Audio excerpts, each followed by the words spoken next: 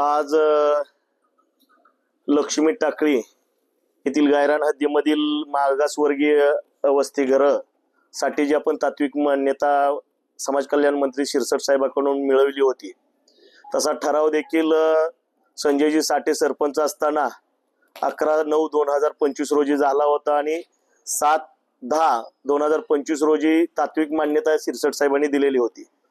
आणि आज त्या अनुषंगानं कलेक्टर महोदयांच्या आदेशानं त्या ठिकाणी संबंधित समाज कल्याण अधिकारी आणि भूमी अभिलेखचे अधिकारी त्या जागेची पाहणी आणि मोजणी करण्यासाठी आले असता भाजपच्या काही पदाधिकारी आणि ग्रामपंचायत सदस्य सरपंच यांनी या मोजणीला विरोध करून त्यांना त्या ठिकाणी ती मोजणी करू दिली गेली नाही।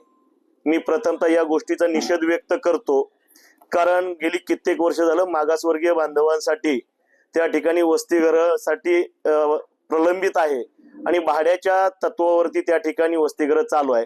महिन्याला यासाठी जवळपास 3 ते 4 लाख रुपये खर्च येतो। आतापर्यंत शासनाचे शेकडो कोटी रुपये याच्यावरती खर्च पडलेत। जागेअभावी वसतिगृहासाठी त्या ठिकाणी नसल्यामुळे भाडे तत्वावर चालतंय असं त्या ठिकाणी त्यांचा रिपोर्ट आहे। परंतु ग्रामपंचायत टाकळी यांनी मोठ्या मनानं त्या ठिकाणी आपल्याकडे असलेला भूखंड 5 एकराचा त्याच्यामध्ये त्या वसतिगृहासाठीची ठराव करून त्यांना दिलेला होता आणि आज त्या गोष्टीला कुठं तर मूर्त स्वरूप येत असताना भाजपच्या पदाधिकारी आणि स्थानिकच्या भाजपच्या ग्रामपंचायत सदस्य आणि सरपंच यांनी हा विरोध केलाय।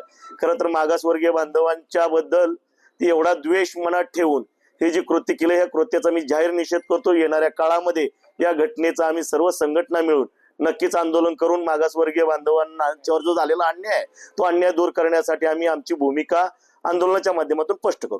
मी औदुंबर दत्तात्रय ढोणे लक्ष्मी टाकळीचा चालू सरपंच।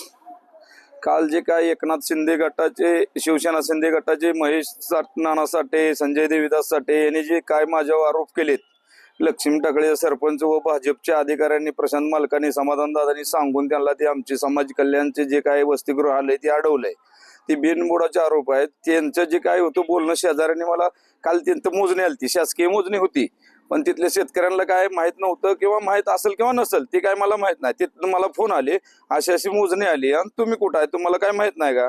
मी म्हणलं मला काहीच माहित नाही, आम्हाला कुठलं नोटीस नाही। जरी ऑफिसला आला असलं तर मी चौकशी करतो आणि तुम्हाला सांगतो 1-5-10 मिनिटात। मी ऑफिसला चौकशी केली, तिथं कुठल्याही प्रकारचं कुठलंही नोटीस शासकीय नव्हतं मोजणीचं, पण त्यांनी मला वारंवार फोन करायला चालू केले। म्हणून मी म्हणलं तिथं येतो 1-5-10 मिनिटात, 1 तासाभराने मी तिथे गेलो तर त्या मोजणीधारकाची शेतकऱ्याची काहीतरी पहिल्यांदा खरखर झालती। मग मी त्यांना असं सांगितलं, बाबा आचारसंहितेचा काळ आहे, आम्हाला बी कुठलं नोटीस नाही, आम्हाला काय माहिती नाही, मी सरपंच जरी असलो तर मला काय माहिती नाही।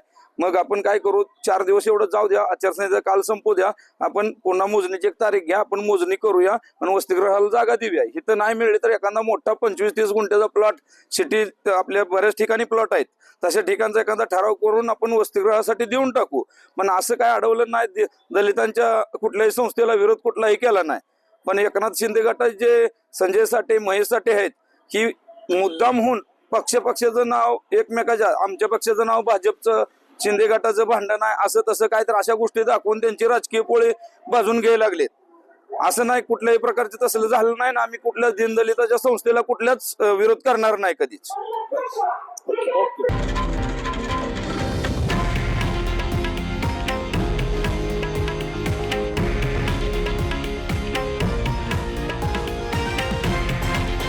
हे आहे देशातील नंबर 1 न्यूज नेटवर्क आणि आपण पाहत आहात TV9 मराठी, एकमेव।